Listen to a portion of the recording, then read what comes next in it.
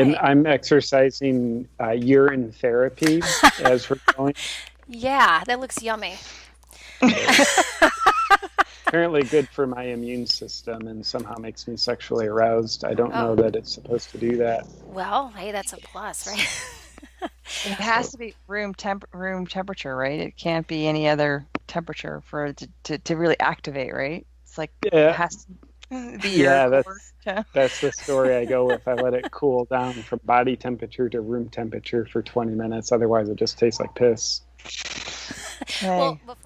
so hey everybody, thank you so much for tuning in. Today we're talking with JP Sears, and we're so excited to have him on our show. He's an emotional healing coach. He's a YouTuber. I would call him a YouTube sensation.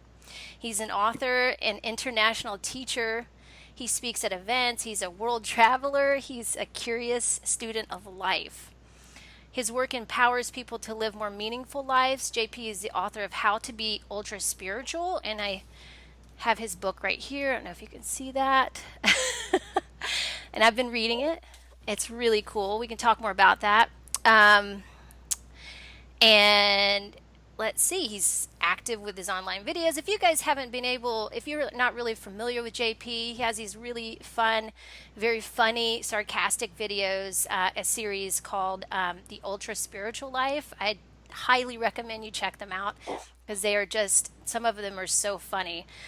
Mainly because they speak to the ego and the way I experience it. So, but you can, but they, he's actually become quite big, and he likes to provide he calls it entertainingly informative videos, including, of course, the hit comedy series Ultra Spiritual Life, and that's accumulated over 100 million views, which is incredible. You can learn more about JP and his work at awakenwithjp.com. So, welcome, JP. Thanks again for coming on our show. We appreciate it so much. Yeah, well, Allison and Maya, I'm super happy to be here with you guys, and I appreciate you only reading the good stuff that I made up about myself when I was writing that bio once upon a time. So I like that. Very, very like compartmentalized introduction of me. That's perfect. Awesome. Great. Well, the parts that we get to interview today, we wanted to find out a little bit more about you, or at least I did. And I wanted to ask my first question and ask, who's Jonathan Sears? It's a good question. That's my alter ego, who I haven't identified with since I was born, and they printed that name on the birth certificate. And of course, when I was getting in trouble when I was younger, then my name would be Jonathan out of my mother's Oh, mouth. Oh, yeah. But aside from those two intersections in life, I've just been JP my whole life. They apparently, from what I'm told, my parents started calling me JP instead of Jonathan because my sister was just a year and a half older than I. So she wasn't able to say Jonathan, but they were trying to get her to say JP. So that's my rambling way of saying I don't know who Jonathan is. I don't mm. know who JP is either, but I identify more as JP. But the P, where did the P? I mean, is that what you're drinking today, or what's the therapy you said you were drinking? You are 100% right, Maya. I've got my P therapy going, which That's the is next trend, right? absolutely. If it makes Yeah. people grossed out, then it's got to have health benefits to Yeah. it. If you're the And 1% that's doing it, then you're good. dude, P therapy, that's for sure. In fact, I don't know if you guys know Troy Casey. He and I were just texting about urine therapy. He's been doing it for like 13 years, and Right. Yeah, I Yeah. something. saw his videos It's on that. something, that's for Not sure. Not not for sure me. about that one, but yeah, Yeah. I know the ancestry, that's somewhere in our background that's supposed to be great, but not one to jump in right yet. Yeah. Yeah, I've been doing non-urine therapy for a while, where I find therapeutic benefit from not drinking my own pee, and it's great results, really. Oh, that's awesome. Yeah. I love it.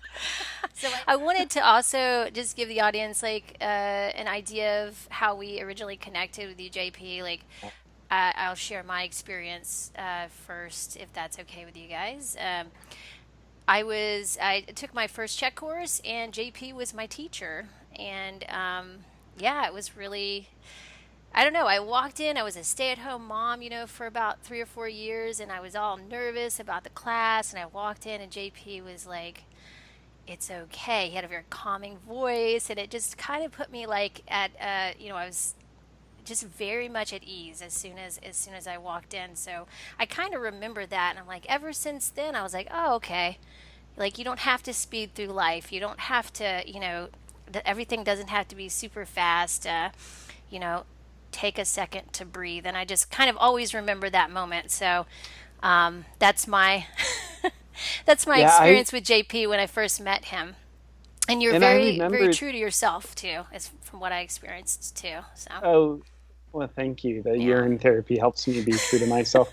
And Allison, I was also just reminiscing about the time you and I first met, and Maya, you as well. And Allison, correct me if I'm wrong, but I believe it was November 2006 in Seattle where It was we actually in met. Atlanta, but yeah, Okay, 2006, I so think. I met Yeah. you guys in the same Yeah, class. I used to Yeah, live in Allison forgot Atlanta. I was in the Yeah. class. Well, She forgot. I wanted you to give your experience. I didn't want So to take that away from you, nothing Maya. to So that would have been September 2007 in Atlanta. Okay. Yeah, Okay. Yeah. That's right. Yeah. That was a good long memory. time ago. 10 years. Oh my God. Wow. Wow, we are rolling right up into our 10-year anniversary. Yeah. I feel like the three of us should go away together, Yeah. like maybe Hawaii, just to commemorate the 10-year That mark. sounds Yeah, good to me. definitely. Yeah. Maui's good. I liked seeing Ram Dass. I think we can all get spiritual with him and kind of do his whole his swimming out in the ocean kind of thing and I think kumbaya and that's good. The kumbaya will be very ceremonial for sure. Yeah. right. So it is interesting how we've all kind of met in the startup of all of this in terms of like Hello. of opening up the whole holistic coaching and providing information from Paul Chek and kind of giving that understanding of balance. And a lot of what our show is about is how to integrate and take information. Like one of the things that we found was we ended up taking a lot of information from like the Paul Chek Institute and some various other places and having a little bit of a whoa, what do we do with all this stuff? Because as we became practitioners, and especially as I'm talking to, for my experience, is that we are basically, I noticed had so much wealth of information, but to funnel it down to people who just wanted to figure out what was the pain release or find out why they're having such problems. There was so much information, it became too much to even try to give it to somebody else. And it was a Yeah. really interesting development of like, well, I've got all this information now, what do I do with it? And to come like to first full circle to meet you back here today, it makes me want to know, how are you integrating all this change for yourself? Because to now step into big arenas doing comedy after becoming so well informed with teaching health and fitness, and how are you doing that? What's the keys for you to keep yourself integrated? Well, I think integrated for me would be synonymous with balance here. And I'm guessing this isn't going to be a news flash to anybody listening to this, but what I have found, in order for me to be as balanced as I can, like not perfect at all, but just like less bad than I used to be, is I've had to become aware of how out of balance I've been. So, my experience, Maya, is also like we go take the Czech courses, and I know we've all drank the Journeys of Wisdom Kool-Aid with John McMullen. So one of the beautiful things is we go to these 4-day, basically immersion courses, and amongst all the blessings that we receive, the learnings intellectually, the teachings into our heart, what we don't receive is much in how to integrate it, because it's like 4 days worth of those courses all at one time. That's like getting 6 months worth of food all at once. Right. It's like, how do I deal with this and distribute this? And I know certainly working with clients, it'd be like I'm taking this 5-gallon bucket full of food and saying, here it is, like It's cram exactly it. what it is. Yeah. Yeah, and people's capacity for change is much slower than that. So that integration practice. So I found for me in my personal life, as well as like working with clients, I just became dogmatic. Like I was way out of balance, too much too soon, as well as like dogmatic in my life of thinking like this is the way, as opposed to like this is a way to do it. Right. And what I really appreciate about my life is I've come into it just feels like a better place for me, where the information that I feel is incredibly valuable, I don't take it as seriously as I used to. I think dogma is just another word for it. Like, I'm serious about this.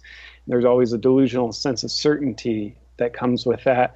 And now, like a lot of the same principles and values and methods, I still value to this day. I probably value them more, yet I take them much less seriously, so I can actually make fun of them.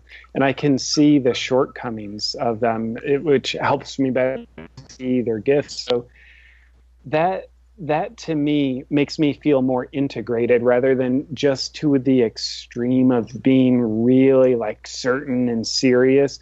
Like I feel disintegrated, disconnected from myself, and not very connected to other real human beings when I'm in that mindset. Yeah, that's incredible to kind of see the realization of like the statement that comes to mind is, what is it? Hold on tightly, let go lightly. And it's that same kind of feeling of, knowing that you've got this information and it's kind of more around you, and you live it, you do it, and then it kind of merges into you. But then you look back and say, oh, wow, look what I did that. Look what I did with this. I would go home and visit my parents and act like a jerk because everything wasn't gluten-free. Oh, right. And, yeah. And then like part of, for sure. And to me, part of the integration practice it takes time, and it takes like we have to get out of balance, we have to burn ourselves through our own self-righteousness to learn like what is the balance. Yet I was finding like, okay, me acting like a jerk and projecting control onto my family and the people around me, that wasn't being gluten intolerant, that was being a jerk. So like becoming integrated sees it's like two different things, and not hiding the jerk energy behind the noble looking hiding spot of like a health practice. And I'm like, no, that's jerk energy. Like I've got to like work on that directly, as opposed to hiding it, trying to hide it behind something, and then it just gets misdirected. I'm like, oh, that's how gluten intolerant people are. We gotta create world wars in order to uphold our gluten-free values. Yes, because if you affect the gut, you affect the brain, right? So, Well, that's what go ahead. Yeah. I was just going to lastly ramble on, Maya. I love the integrated question. To me, health information, health practices, spiritual information are much more valuable when we can enter into our life, like own it. It's like, what's my version of this health practice, my version of this spiritual practice? And then I get to be more authentic with it. I get to have it serve me more, as opposed to me just serving it as a philosophy, or it sometimes working against me while I think it's working for me. So when we integrate it into our lives, that's in my, from my point of view, it's us owning it. And I think that's a great place to be with any kind of practice that we're trying to use to help us. I love that. Yeah, and that goes into like the way I see that is taking other people's opinions, respecting those opinions, but not necessarily taking them as your truth. You can consider it, but I think people sometimes make the mistake of just, okay, this person said this about me, so it must be true, or they believe that things should be this way, so it's true. Well, we got to stop and consider, like, actually that might not be true for us, and that's where the play comes in. You play to find out what your truth is, and that creativity comes up, and then you find, okay, who am I? And that's the only way, in my opinion, that you can really find that. And I felt like with your book, as I was reading it, at first what came up for me was that this is just really silly, and this is very playful, but I'm so used to like reading books about information and about just getting something out of it or something metaphysical, that I was not used to reading a book like that. And I was like, oh, this is kind of fun. I thought I was having fun, but I guess I could have a little more fun, it's kind of funny. So just wasn't used to reading. So I guess I could transfer the fun over to my reading. But yeah, I would say that it's like you're in that character, and it's hilarious because like I can see definitely parts of myself that have presented themselves, and it's I think it's everybody's kind of hit those extremes before, for sure. I'm pretty sure, but anyway, I could relate to it. It's very funny, and just very playful. So I think we all kind of need that. At least I do. I can speak for myself, but yeah. Yeah, I doubt that anybody's ever visited their doctor and their doctor says, you need to laugh less. You need to be less playful in the name of your health. And I think using what I believe is sort of like an alchemist tool of playfulness is very therapeutic. I think it's part of the path of us finding ourselves. And to me, the challenging part of playfulness is looking at what's most important to us and figuring out how can we be playful with that. I think the easy part is being playful with kind of like the meaningless things. We're sitting around with friends talking about maybe what's going on in the world, and it's easy to joke about the superficial stuff, but to look in the eyes what we feel most self-identified with and be playful with that, like that's scary, because I think that when we can be playful with what we're most self-identified with, it's a way to separate ourselves from what we thought we were, and that can feel like a little bit of a death to our ego. It's like, oh, I can't not be self-identified with that thing, that dogma, that health practice, this role, because it'll feel like I die. Like you'll take that away from me if you separate it from me. But I nonetheless, as scary as I think that is, I think it's worthwhile practice, and I think playfulness can be the alchemist that helps separate us from what we're not. I agree. Yeah, mostly it comes from a place of like where I love where Ram Dass talks about this, where he says how you basically have to use one tool to let go of the next tool until it's like the Zen practice. You eventually find that you have to let go of everything, and to allow your ego to know the agenda is kind of like letting yourself say, oh, that's not going to happen. And so you can talk to yourself about, I let go of that, or I don't have an attachment to that. But when it comes down to really looking at certain things, you see your attachments are quite deep, and that it's not so easy to sit there and let go of things. And to make fun may just take the abrasive side off of it, just where you can laugh just like a kid, or laugh, I know guys, they always seem to be a little bit easier to rough around the edges with each other out loud, whereas women don't do it as well. That is so true. I kind of learned that men play differently than women do. It's so different in a way, but I think it can be different. I think like anything in life, there's different forms of playfulness, and there might be some men and women differences, and that probably just infuriated the whole whatever kind of community that needs to be infuriated by categorizing men and women.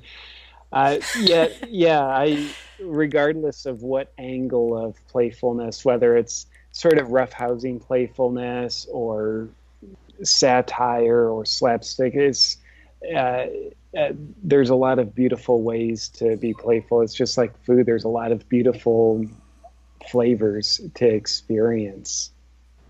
So the satire is really your flavor. Is that true for you? I mean, is that kind of your true comedy? Or do you have something else that you haven't spread yet too, or kind of brought up to the surface? Do you feel there's something? Yeah, I do think satire is my call it my comedic fingerprint. That's what feels most natural and authentic to me. And I didn't even know what the word satire meant until I guess some of my early comedy videos were coming out and people were saying, is this satirical or are you being serious? I'm like, I don't know what the word satirical means, so I'm not really sure. So after a while I started looking it up, and it's like, yeah, that's very much my natural method. And I really appreciate satirical comedy because, like, one, it's my method, so I'm just arrogant. And then also for other reasons, I think there is an element of subtlety to satirical comedy that's, like, in a way, it's like artistic, and it really seamlessly involves the audience, because being portrayed satirically, at first, you're not really sure, like, is this a guy kidding around or not?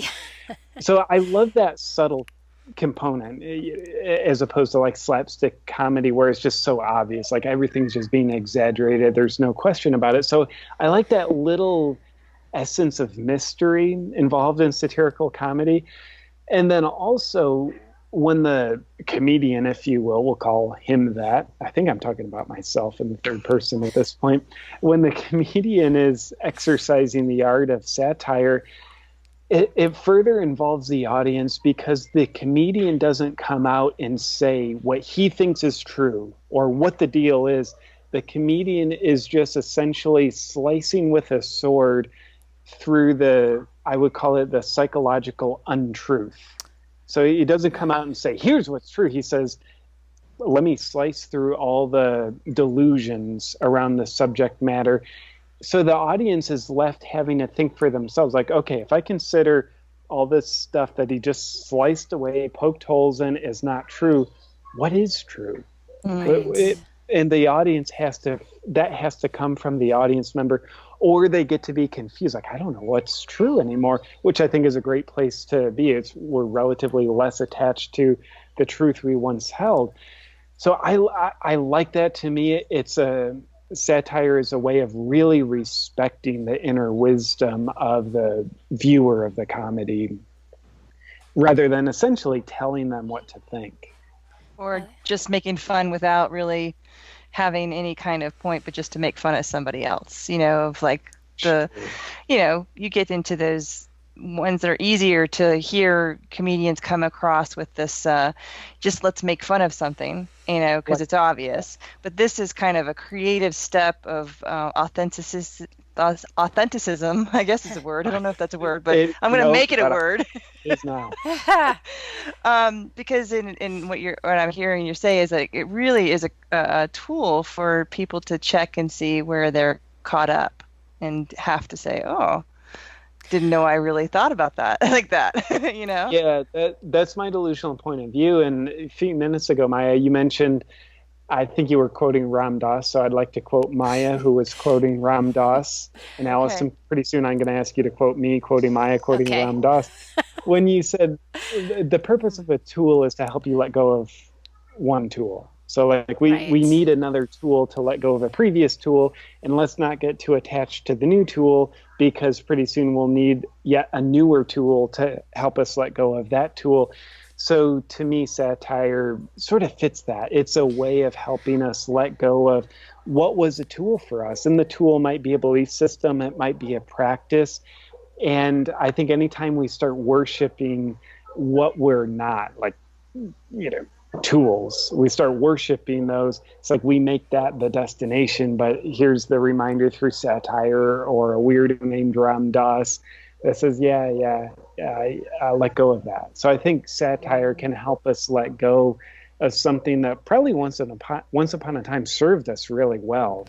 Right. Absolutely. Yeah. What serves us well will eventually disserve us if we don't let go of it in search of something that's deeper. Because I think we're always bigger than what we attach to. But if we stay attached to what we were once attached to, it's like we're trying to make ourselves so small that thing we're attached to is still a perfect fit for us. It's like, no, we were in third grade, we wore pants that fit us well. We're trying to stay attached to those. That's a good analogy. I like that. Yeah, it's like really constricted in us trying to pretend we're still that small. And Wally's really trying in here. Is that your dog? Yeah. My girlfriend Amber's dog, who I could probably consider him my dog at this point. Okay, yeah. Well, I've become the Amber and I just took our relationship to the next level. There you go. Yeah. That's a big now step. Adopt a dog with a stepfather kind of combo. You take it in as your own, and like a child. Become a father. and I'll passive aggressively resent him for being alive. Like, you still get some of your why are you here? Yeah. So then that that leads me to the question of who is Zephyr and how is Zephyr? Yeah, Zephyr, I'm not sure if you can see the Zephyr sticker on the water bottle. So Zephyr's at home in Charleston with actually a mutual friend of Amber and I's, who's staying at my place for 2 months. She was looking for an adventure of like just being somewhere new, and it just worked out. Wow, you stay there for 2 months while I'm in Costa Rica. So that worked out perfectly. And Zephyr, it definitely pulls on my heart to be away from him for a little over 2 months, probably 2.5 months altogether. Longest time I've ever been away from him. Wow. Yeah. Aside from my heart aching about him and this bug attacking me, Zephyr's doing well. He's going to have his 13th birthday on September 20th. Wow, that's My dog's 14, so he's right there with him.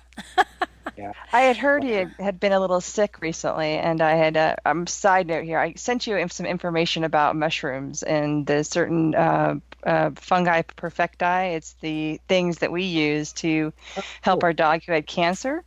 And he had 2 big tumors when he was like 15. And then with these mushrooms, we ended up reducing the cancer, and they disappeared, and he lived for another 3 years. So he was 18 when he died. Wow. So if you're really interested in any health issues or anything you need for your Zephyr, I'll send it to you again. But there's a whole... please do it. Yeah, there's I apologize. I must have missed the message coming through. Yeah, because you're a world traveler now. You're busy.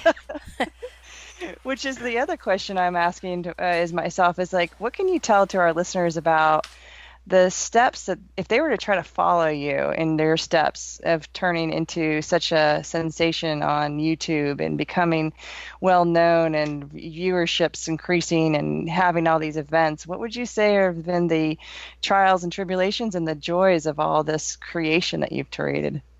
Yeah, I love the question. And first I would say, don't try to follow me. Maybe at most feel inspired by some things that I do that appeal to you. Yet I would dare say, seek your own path. And then I think another thing is probably the worst way of trying to get big on YouTube or online, get a lot of views, is by trying to get big. I think that's just a pure ego pursuit, and God love us all. That appeals probably to most of us. Let me try to get big online because that'll gratify me. So I honestly think that's the least effective way of getting big online, is trying to get big online. I think really connecting to a solid purpose. Where is your heart? What's the offering that wants to be lived through you? And will you do your best to unapologetically express that while being your freaking self? To me, that's what's most important in order to have inner fulfillment with doing YouTube in this case. And I honestly think being fulfilled on the inside, doing videos, doing your art for your own amusement, and having it really create inner satisfaction sets you up more likely to sort of make it big. And honestly, it might not be in your destiny. It might not be in your astrology to make it big. It's not for everybody, though it certainly is for some people. So yeah, and also on the ego gratification note, I also think when it comes to like what is our purpose? What am I really trying to offer people? We need to connect to something solid in us, not just like, let me like make up this purpose so that my ego can feel like I have a purpose, so that I can feel like I'm doing this for something other than just trying to get recognized and get a lot of people paying attention to me. And I don't know that we can ever be certain that we've landed on our actual purpose versus just what our ego is saying our purpose is, so that we can believe we're being purposeful when we're just like trying to gratify our ego. So now I'll start to speak a little more directly to your question. I think it's very important for us to amuse thyself first and foremost. In amuse thyself, I think part of that means if we're on camera or expressing whatever our art is, we need to do our best to be ourselves, to be personable, because that's what allows other people to connect to us. Long gone are the days where we're supposed to come across as a newscaster, just like so disconnected, so perfect. It's like, that's one, it's not even entertaining, and two, there's nothing to connect to, because people need another person to connect to. And if you're not letting your actual person and personality come out, then it's not really a connective offering you're given. And if it's not a connective offering, then there probably won't be an audience that grows, because you won't get an accumulation of people being connected to you, of like, and connected through their attention in this case. So I think we have to aim to amuse ourselves. We have to aim to be unapologetically, imperfectly our personable self. And I think that's easier said than done. It takes practice of being on camera to like not be something that we're not, but like let ourselves do our best to be sloppy and flawed, and realize like those idiosyncrasies and the idiosyncrasies that we're doing to amuse ourselves while we're allegedly talking to other people, that's necessary in order for there to be surface area of self out on camera. And then lastly, before I ramble on forever, you can keep rambling, it's okay. In a little bit of a more practical sense, in hindsight, I've noticed there's I would call them 3 pillars that seem like they need to be in a video or an online offering in order for it to be a connective offering that is something people want to pay attention to. And having at least one of these in there, I think, is good. If there's 2 or more, even better. But one would be have the offering be entertaining. And there's so many ways to be entertaining, but I think bottom line is you being yourself is one of the most entertaining things you can do. Like being real is entertaining. The second pillar would be inspiring. People like to watch things that make them feel this phenomenon called inspiration. And then thirdly, I would call it the pillar of awareness. People like to be made aware of things that they weren't aware of. It creates intrigue, which pulls them into the video. So if there's awareness, if there's inspiration, if there's entertainment, or a couple of those, then our online content, I think, has a better chance of beginning to create momentum where people will want to pay more attention to us. Very cool. Yeah, I like that. That's a great way of telling people to do their own thing, and to be themselves. To be themselves. Yeah. That's like half a sentence. Basically. But it's a good, actually, it's really great because a lot of people don't know how to be themselves. They actually have to have, I would include myself as being there before and still maybe there. But I think sometimes we need steps. It's okay. And For it, sure. puts things in perspective. But I think Yeah. I think one of the things I notice the most is how hilarious it is to say, do your own thing, but when you really don't know who you are, because you're always Yeah, evolving, right? exactly. So there's a little bit of this humor behind that door that says, yeah, be who you are. And then you go, well, who Who am is I? that? Absolutely. In fact, And it always changes, I guess, too, in some ways. But yeah. I agree. And to that point, I think it was probably about 2 years ago, I made a sincere video that was entitled How to Be Yourself When You Don't Know Who You Are. And I Okay. think part of, like, one, does any of us ever really know who we are? I don't know, but probably not. And so when we're in a place when we can realize, like, to be most authentic in this moment, my truth is I don't know who I am. Then that's who we are. Like, I'm someone who doesn't know who they are. Yeah. That's awesome. Like that's a root right there. That's freaking great. Yeah. I agree. You got to start So the somewhere. advice, what do you say? Oh, be who you are, but yet you don't know who you Well, are. So yeah, just and be. that's the mystery, like getting to know that person, like, oh, that's cool. Like, let's play with that for a second and see where that takes us. I have another question. Yeah. One of the things I admire about you, JP, is that from my point of view, you really have to have done a lot of work on yourself to be able to stand up and say, I'm being authentic to whoever I am right this moment. And to really step it into a heart space where some people may interpret it, from a different space. Doesn't matter. It's not about them. It's about you and what you want to provide. But then to come into a bigger arena, I mean, you're stepping into places where, like, the Tony Robbins, the Lewis Howes, the big guys that are meeting up with people and showing, on a big platform that they can stay in that place of authenticity. And do you find, like, what has kind of become your best way of saying to yourself, I'm still here. I'm still within myself. I'm still kind of coming from a space of that trueness, like, because there's a big story behind how big you get outward, like, Do you because you lose go to so many, yourself?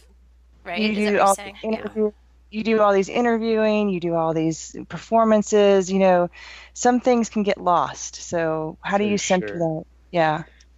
Well, and I would agree to the first part of your question.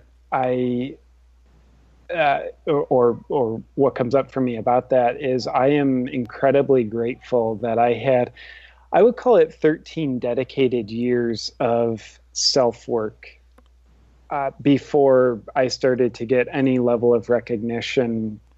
And at times, as it is, it's hard for me to, like, be myself, not lose myself.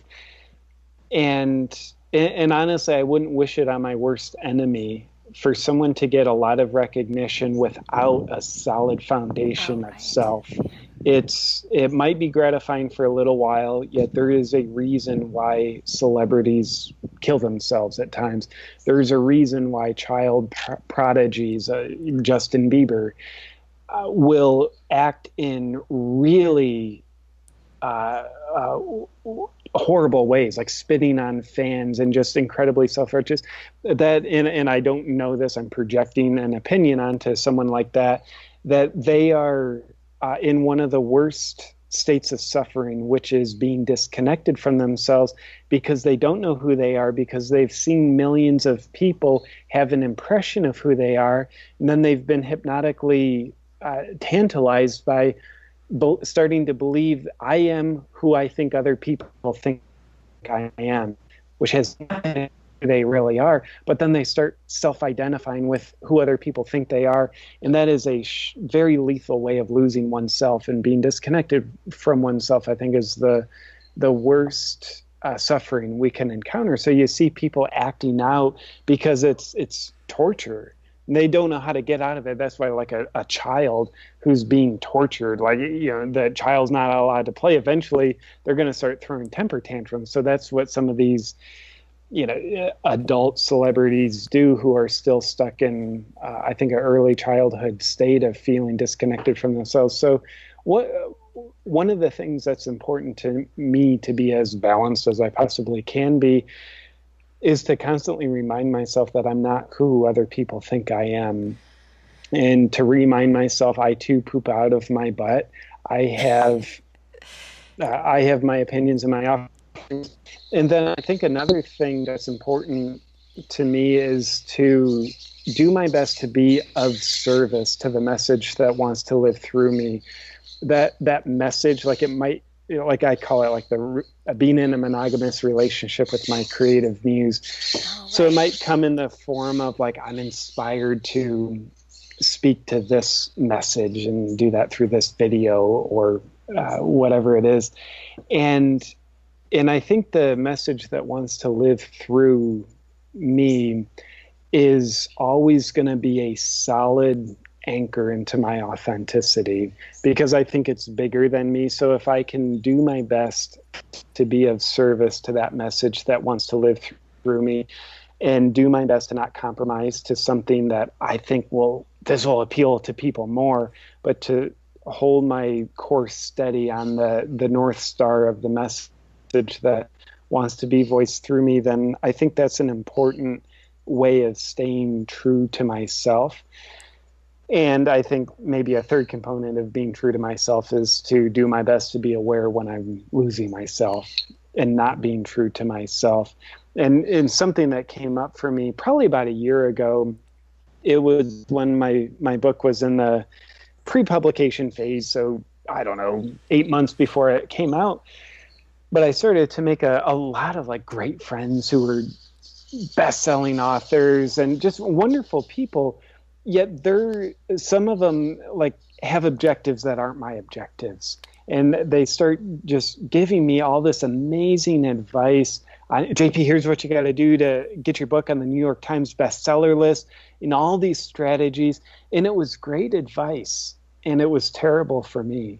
I spent about 3 weeks thinking that I needed to be the person who they thought I should be, which is a New York Times bestselling author. JP, you've got the audience. With these strategies, you can make the list, which wasn't even meaningful to me. But so for about 3 weeks of like, okay, let me start planning to do these strategies, it just started feeling crappy to me because it wasn't authentic to me. Like, to me, the purpose of writing my book wasn't to have it be some big marketing scheme. It was to have the artistic expression of writing my book. So that meant for me, my book was a success before anybody else read it. So that was something, it took me probably 3 solid weeks of really losing myself before I could wake up and say, nah, thank God this feels icky, because that icky feeling inside of me is the electric fence letting me know, wow,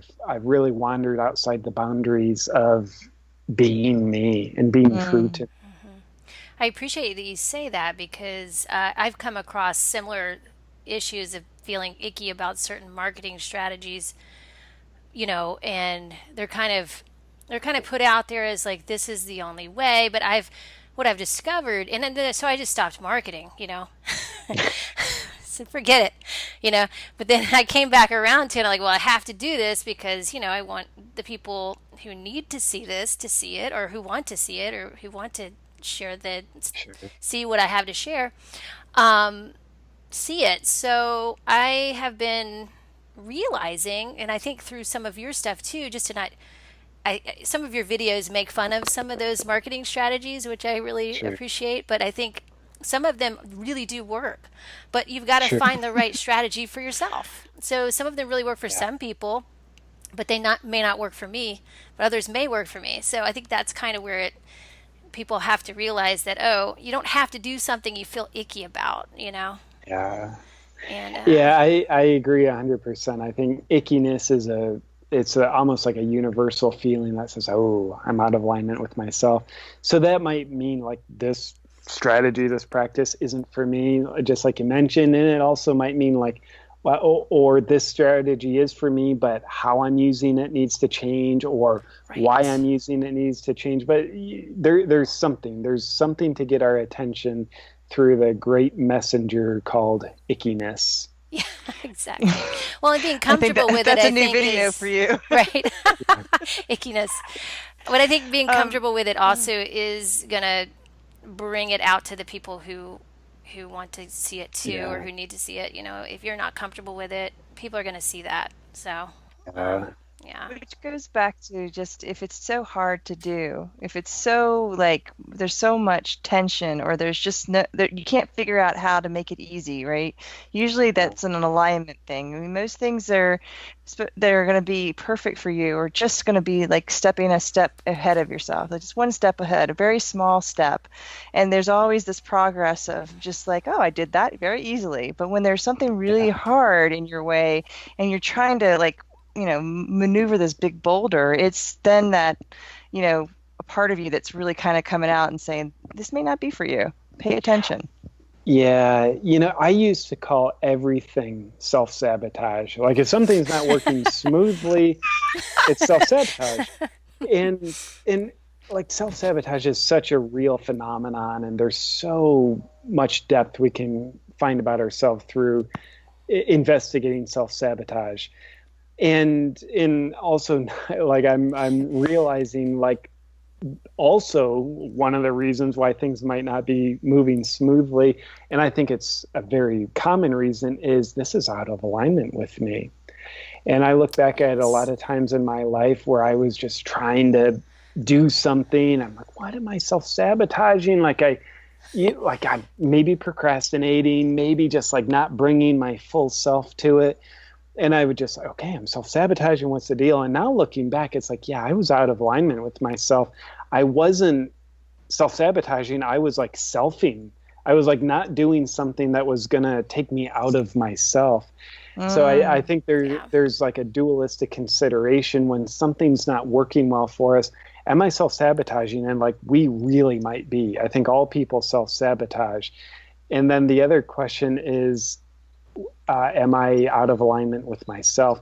And honestly, I think it's almost like those two places both lead to Rome, because I think self sabotage is always an inconvenient messenger delivering the message that says you're out of alignment with yourself right. in some form or another. Like a convergence where, if you don't put enough action behind something, it will feel like it's a big boulder and you're not going to do anything. But if you actually are putting a lot of effort in, it's the yeah, two meeting at the same side. You have to follow through. And there's some things like you writing this book took a lot of work. I mean, this isn't some like, oh, overnight. Writing a book is really detailed and a lot of editing has to go into it. There's a lot of work that's not seen. And from what I'm seeing now, just starting this podcast, doing more media, social media stuff, even to get your work out there is a commitment, a daily commitment that you have to go to and say, yeah, this is worth my time and effort, whether or not I know it in all aspects of how it's going to help me or grow and just simply, in finding myself. But also there's that aspect of being able to say to yourself, holy cow, I didn't know I could blossom so well. Like, that there's a part of us that really doesn't understand, technology. It will fail. Things will not work. And you have to go, okay, let me sit through this and get through that part, because it's not to say I can't, I can't do it. It's just I don't know what I'm doing right now. And then you're going to doing that self-growth in between there. Yeah, absolutely. I think there's always trials by fire for us to burn away more of who we're not. Yeah, I think those times always come up. They always find us. They're always blessings to me. They oftentimes feel like curses, and also I love what you said about like when we're putting our work out there in a proverbial way, we have to be willing to know it's worth it. Even though like we might not see a return on the investment, and I think we have to make it worth it. We have to figure out like, how is this serving me, even if nobody else sees it. And then from there, like being consistent with it, whether it's consistency what writes a book or what allows our offering to impact people. To me, it's like nobody ever got fit from doing a workout. right, Nobody ever yeah, got healthy from eating one meal of health food. Anything good takes consistent application of an action. And I think that's the case for us putting our offerings out and having them make an impact through consistency. So JP, I've noticed that you're doing a comedy tour. Is that true? Yes. So tell us about that. That's really exciting. Yeah, it is exciting. So it'll be, let's see, starting with a 3-show run in November.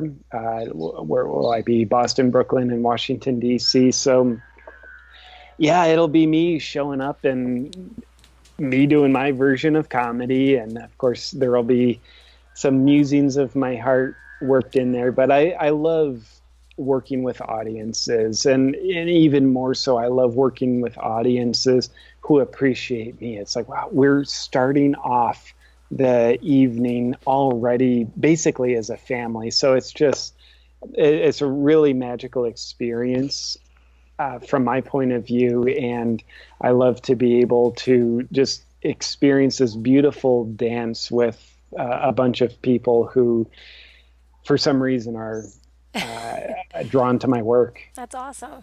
Have you experienced any hecklers yet, like in the audience, or? Kind of, but like they're playful hecklers. Oh, okay. So like it's all been what I would call good-natured heckling. Okay. Yeah. And I think the I guess the fortunate position I'm in is when someone's showing up to watch me, they probably already know of me, rather than like going to, call it like a comedy club where it's like, okay, a bunch of drunk people show up and they don't know who they're going to watch, but they're going to watch people.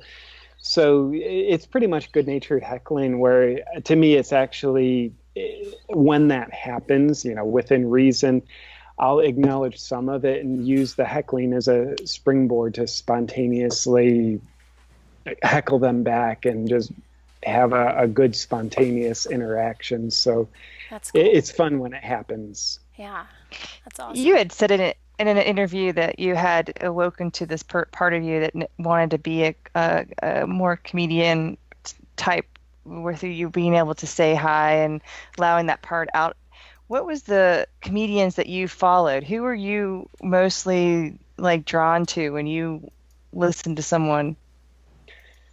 The first comedian I ever really followed was Bill Hicks, and it was, I love Bill Hicks. after he died, but it got into his work and it's like, wow, this guy is saying something real. I mean, and saying it in a very well crafted, artistic way.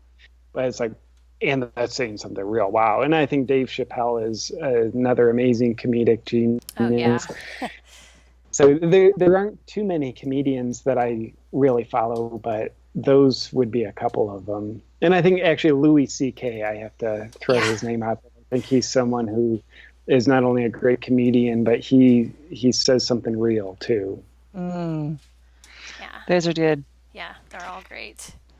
Well, we're going to wrap up, I think, unless anybody has any more topics they'd like to talk about or anything you want to add to. There is one thing I wanted to ask. Okay. With all the traveling you're doing, are you getting to that part where you're seeing your friends are all having families and starting to, become fathers and stuff? Are you interested in becoming a family man with with child or anything like that? Do you want to be a father, or do that kind of stuff, or are you kind of open to that, or?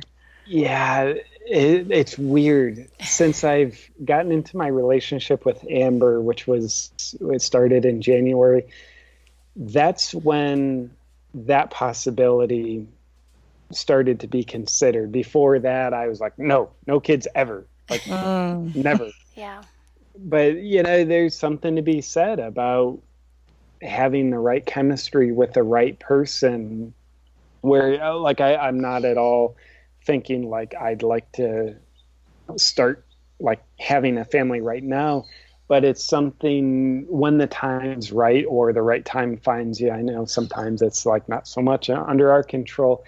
I definitely feel open to it. I think it would be, a great challenge. And I can also now see there can be great meaning. So yeah, I don't know that I'm going to be crossing the bridge tomorrow, but it's a bridge I'm interested in now. Yeah. Oh, wow. Wow. That's really cool. Yeah, and the reason I asked that question is because it sounds like you're just opening up to whatever comes, but when you're established in such where I perceive to be where you are, you seem to be on the road to being on the road a lot more than you realize, like in terms of like what it takes to do all of what you're trying to do, the events, the comedy, all that stuff, and then time kind of slips by while you're doing all that fun stuff. So it's like one of the things I was wondering is, are you noticing that draw now that you've been to this part, but you may not want to go full into Robin Williams stage and do that kind of level, or are you kind of finding yourself torn between two worlds right now? Like, hey, I got this idea. Yeah, I don't feel really torn right now. I'm going with the flow of like there's a lot of travel and I don't think I've hit the extreme yet where I'm like, okay, that's too much or I found my boundary, but I'm definitely aware of there's a learning process happening.